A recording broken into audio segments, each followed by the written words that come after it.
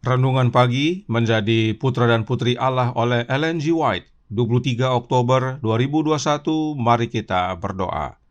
Bapa kami yang di sorga, Allah pencipta langit dan bumi, laut dan segala isinya, Allah yang maha besar, maha kuasa, sumber segalanya, yang kami sembah selalu melalui anakmu yang tunggal, Yesus Kristus. Terpujilah Yesus, anak Allah yang maha tinggi, yang adalah pokok anggur yang benar bagi kami. Pada pagi hari ini kami bersyukur boleh bangun dan berbakti, dan sebagaimana membaca dan mendengarkan nasihat firman-Mu, kiranya ini menjadi pembaharuan agar masing-masing kami menjadi umat-umat yang tinggal dalam Kristus dan menjadi lemah lembut. Beserta kami sepanjang perbaktian ini, kehendak-Mu yang jadi, ampun kami akan dosa dan salah, karena kami berdoa hanya dalam nama anak Allah yang tunggal, Yesus Kristus, yang adalah Tuhan dan Juru Selamat kami. Amin. Renungan hari ini akan dibacakan oleh Ibu Merlin Mamento. Silakan Ibu Merlin. Shalom, selamat pagi dan selamat hari Sabat saya ucapkan kepada saudara-saudaraku yang terkasih dimanapun saja kita berada. Renungan pagi menjadi putra dan putri Allah oleh Ellen G. White, 23 Oktober 2021 dengan judul Orang yang lemah lembut akan memiliki bumi. Ayat tema terdapat dalam Matius 5 ayat 5. Bunyinya demikian: Berbahagialah orang yang lemah lembut, karena mereka akan memiliki bumi. Ada saatnya ketika Kristus berbicara dengan otoritas yang mengirim perkataannya diterima dengan kekuatan yang tak tertahankan, dengan perasaan yang luar biasa akan keagungan sang pembicara, dan agensi manusia menyusut menjadi tidak ada apa-apanya dibandingkan dengan Dia di hadapan mereka. Mereka sangat tersentuh. Pikiran mereka terkesan bahwa Dia mengulangi perintah dalam kemuliaan yang dengan cara paling baik. Ketika Dia memanggil dunia untuk mendengarkan, mereka terpesona dan takjub, dan keyakinan muncul di benak mereka. Setiap kata dibuat sesuai pada tempatnya, dan para pendengar percaya dan menerima kata-kata itu, dan bahwa mereka tidak memiliki kekuatan untuk melawan. Setiap kata yang diucapkannya bagi para pendengar adalah kehidupan Allah. Dia memberikan bukti bahwa Dia adalah terang dunia, dan otoritas gereja mengklaim lebih unggul dari mereka semua. Yesus menempatkan kelemah lembutan di antara kualifikasi pertama untuk kerajaannya. Dalam kehidupan dan karakternya sendiri, keindahan anugerah ilahi yang berharga ini diungkapkan. Sifat alami manusia selalu berjuang untuk tampil, siap untuk kontes, tetapi dia yang belajar tentang Kristus dikosongkan dari diri sendiri, kesombongan, cinta akan supremasi, dan ada keheningan dalam jiwa. Diri menyerah untuk diisi Roh Kudus. Maka kita tidak ingin memiliki tempat tertinggi. Kita merasa bahwa tempat tertinggi kita adalah di kaki juru selamat kita. Kerendahan hati, kelemah lembutan yang merupakan buah dari tinggal di dalam Kristus adalah rahasia berkat yang sejati. Ia memakotai orang-orang yang rendah hati dengan keselamatan melalui keinginan untuk meninggikan diri. Dosa masuk ke dunia, dan orang tua pertama kita kehilangan kekuasaan atas bumi yang adil ini, yaitu kerajaan mereka. Melalui menyangkal diri sendiri, Kristus menebus apa yang hilang. Dan Dia berkata kita harus menang seperti Dia. Melalui kerendahan hati dan penyerahan diri, kita dapat menjadi pewaris bersamanya ketika yang lemah lembut akan mewarisi bumi. Terima kasih. Terima kasih atas penata layanan Ibu Merlin. Tuhan Yesus memberkati. Selamat pagi saudaraku dalam Tuhan. Selamat Sabat. Renungan hari ini dengan jelas menyatakan bahwa lemah lembut itu adalah buah dari tinggal di dalam Kristus. Oleh karena itu, jangan lupa penjelasan roh nubuat berikut ini dalam Manuskrip Releases volume 21 halaman 117 paragraf 3 yang menjelaskan, jika kita percaya pada diri kita sendiri, kita pasti akan jatuh. Kristus berkata, tinggallah di dalam aku dan aku di dalam kamu. Sama seperti ranting tidak dapat berbuah dari dirinya sendiri kalau ia tidak tinggal pada pokok anggur, demikian juga kamu tidak berbuah jikalau kamu tidak tinggal di dalam aku. Buah apakah yang akan kita hasilkan? Buah roh ialah kasih, sukacita, damai sejahtera, kesabaran, kemurahan, kebaikan, kesetiaan, kelemah lembutan, penguasaan diri. Tidak ada hukum yang menentang hal-hal itu. Bila kita tinggal dalam Yesus dan Yesus di dalam kita, maka kita berbuah. Dan buah yang kita hasilkan adalah buah-buah roh, sebagaimana yang dinyatakan dalam Galatia 5 ayat 22 dan 23. Dan perhatikan, salah satu buah roh adalah kelemah lembutan. Tidak heran renungan hari ini berkata bahwa kelemah lembutan adalah buah dari tinggal di dalam Yesus. Bagaimana caranya untuk tinggal dalam Yesus?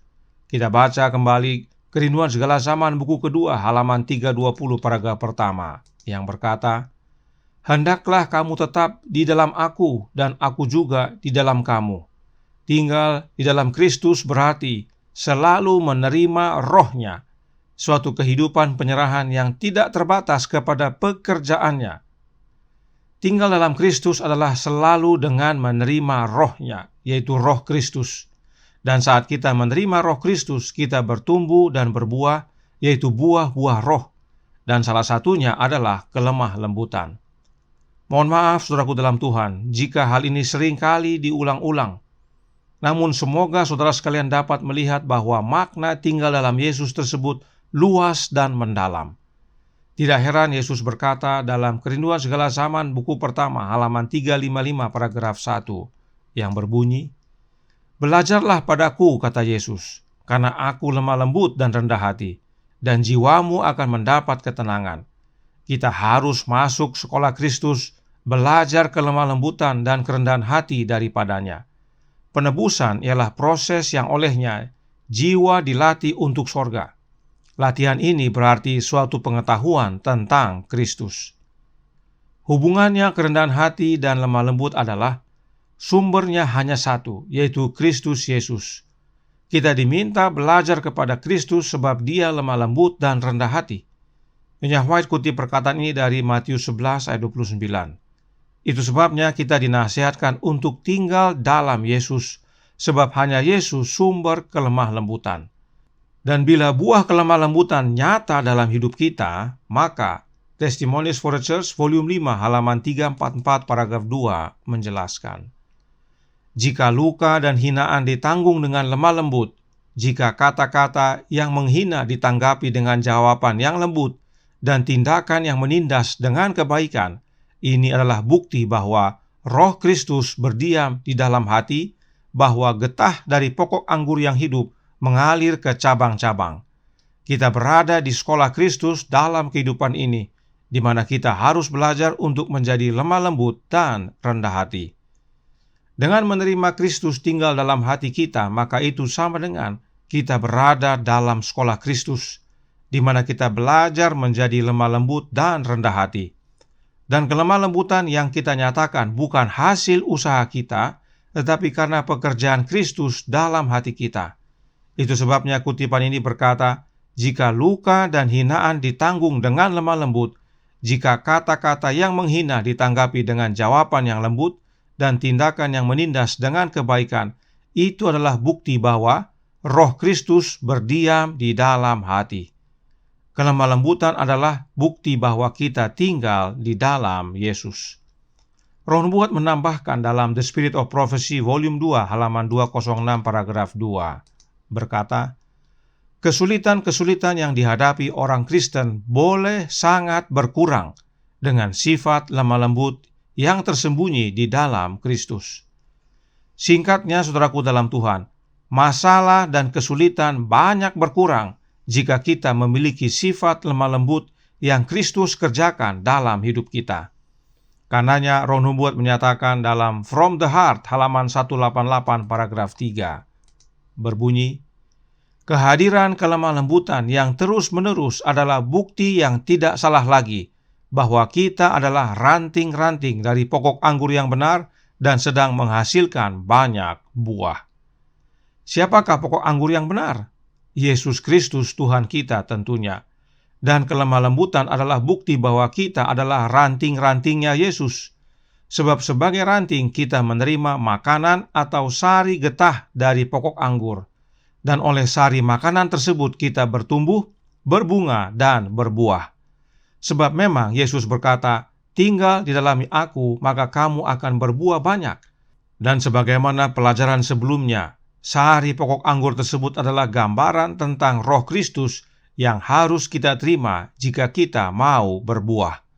Karenanya, jika saudara mengerti dengan benar, berdasarkan penjelasan Alkitab dan Roh Nubuat, maka saudara akan lihat dengan jelas bahwa perumpamaan Tuhan Yesus tentang pokok anggur yang benar menyatakan bahwa penghibur yang adalah Roh Kudus itu adalah Yesus Kristus itu sendiri yang hadir dalam hidup kita oleh kehadiran Roh-Nya yang disebut Roh Kristus, yang adalah sari pokok anggur yang benar tersebut. Jadi, pokok anggur yang benar itu adalah Yesus Kristus, dan sari pokok anggur adalah Roh-Nya Yesus yang disebut Roh Kristus. Itulah sumber kehidupan bagi kita. Tidak ada sama sekali doktrin Trinitas dalam perumpamaan Tuhan Yesus tentang pokok anggur yang benar ini. Tidak ada. Perhatikan penjelasan Alkitab berikut ini dalam Yohanes 15 ayat 5, Galatia 5 ayat 22 dan 23, dan Filipi 1 ayat 11. Mari kita baca. Yohanes 15 ayat 5 berkata, akulah pokok anggur dan kamulah ranting-rantingnya. Barang siapa tinggal di dalam aku dan aku di dalam dia, ia berbuah banyak. Sebab di luar aku kamu tidak dapat berbuat apa-apa. Buah apa yang kita hasilkan? Kita baca Galatia 5 ayat 22 dan 23. Tetapi buah roh ialah kasih, sukacita, damai sejahtera, kesabaran, kemurahan, kebaikan, kesetiaan, kelemah lembutan, penguasaan diri. Tidak ada hukum yang menentang hal-hal itu. Lalu, siapakah yang mengerjakan buah-buah ini dalam hidup kita? Kita baca Filipi 1 ayat 11. Penuh dengan buah kebenaran. Kenapa buah kebenaran? Sebab dikatakan buah-buah roh itu adalah tidak ada hukum yang menentang hal-hal itu. Artinya buah-buah roh adalah buah-buah yang benar, sebab tidak ada hukum yang menyalahkannya. Ya, kita baca, dengan buah kebenaran yang dikerjakan oleh Yesus Kristus untuk memuliakan dan memuji Allah. Jadi kita tinggal dalam Yesus, kita menghasilkan buah. Siapa yang kerjakan atau menghasilkan adalah Yesus Kristus itu sendiri. Jelas sekali jika kita izinkan Alkitab menjelaskan dirinya sendiri. Nah, dengan memiliki buah kelemah lembutan, apakah kita menjadi berdiam diri saja supaya terlihat lemah lembut? Oh, tidak.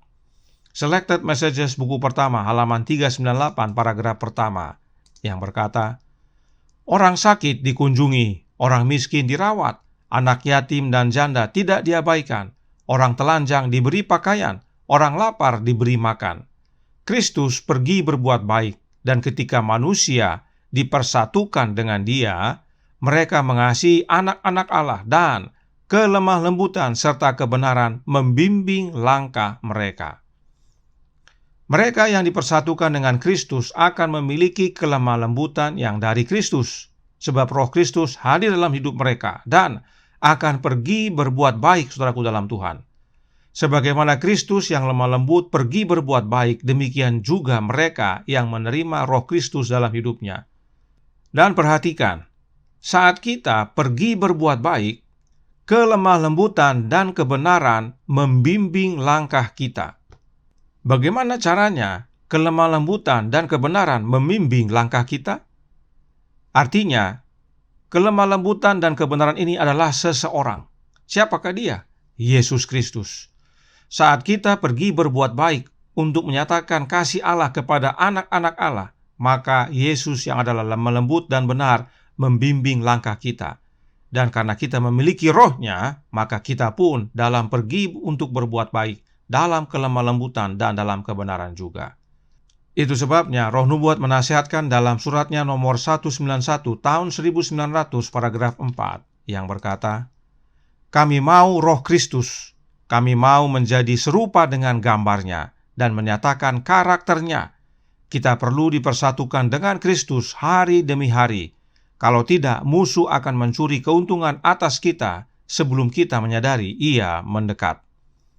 Salah satu karakter Yesus adalah kelemah lembutan, dan untuk memiliki karakter Yesus tersebut, kita harus dipersatukan dengan Yesus. Dan caranya adalah dengan menerima kehadiran Roh Kristus dalam hati kita. Itu sebabnya Roh Nubuat katakan, "Kami mau Roh Kristus." Karenanya, saudaraku dalam Tuhan, The Review and Herald September 11 tahun 1883 paragraf 9 menyatakan, "Jadi orang Kristen yang tinggal di dalam Yesus akan menghasilkan buah. Dalam watak dan kehidupan akan terwujud seperti tandan buah anggur, karena roh yang berharga, kasih, sukacita, damai sejahtera, kesabaran, kemurahan, kebaikan, kesetiaan, kelemah lembutan, penguasaan diri. Tidak satu pun dari buah-buah ini akan hilang dalam kehidupan seseorang yang di dalam jiwanya Roh Kristus tinggal." Karenanya, saudaraku dalam Tuhan, pastikan Roh Kristus yang tinggal dalam hati kita. Maka kita akan memiliki bumi, sebab dengan kehadiran Kristus dalam hati kita, kelemah lembutan menjadi karakter kita. Tuhan memberkati. Saya bawa dalam nama Yesus. Amin. Mari kita berdoa.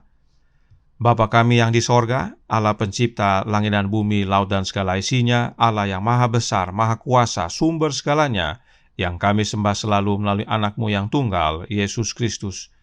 Terima kasih ya Bapa atas penjelasan yang indah tentang lemah lembut, bahwa kelemah lembutan itu adalah hasil dari tinggalnya Roh Kristus dalam hati kami. Hidup kami diubahkan, karakter kami menjadi serupa dengan karakter Kristus. Itulah yang melayakkan kami untuk memiliki bumi ini. Karenanya, tolong kami ya Bapa, curahkan roh anak-Mu dalam hati ini, biarlah kami hidup hari demi hari bersama Yesus, bersatu dengannya, dan menerima sari getah pokok anggur, yang adalah makanan kehidupan bagi masing-masing kami. Beserta kami ya Bapa sepanjang hari ini, tolong kami ya Yesus, kehendak-Mu yang jadi, ampun kami akan dosa dan salah, karena kami berdoa hanya dalam nama anak Allah yang tunggal, Yesus Kristus, yang adalah Tuhan dan Juru Selamat kami. Amin.